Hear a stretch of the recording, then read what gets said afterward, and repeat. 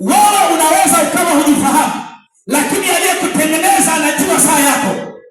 Aliyekuweka uwepo katika madhabahu anajua namna ambavyo anataka kukutumia. Pigia Yesu makofi ya kutosha. Unaweza ukaona karama na kipawa ulicho nacho ni kidogo, lakini Bwana anajua wewe ni shujaa. Hebu sema mimi ni shujaa kwa jina la Yesu. Lakini lazima kwanza upewe neema kuambiwa wewe ni nani. Haleluya, haleluya. Yupo atakayetumwa kwa ajili yako. Wakikosekana katikati ya wanadamu, Mungu atamtuma malaika kwa ajili yako akwambie shujaa. Na utajiuliza sana, yawezekanaje mambo haya yakafanyika?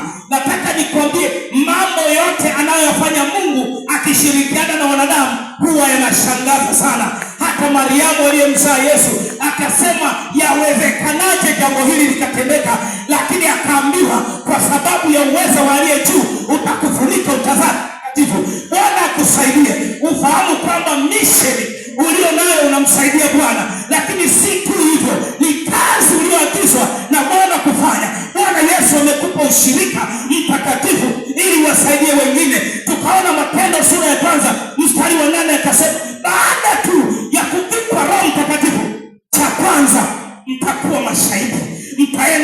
Mtaenda kwenye nchi mbalimbali na vijiji, mtasema Bwana alitutokea, alitenda haya na nyinyi geukeni mrejee. Haleluya, Bwana asifiwe.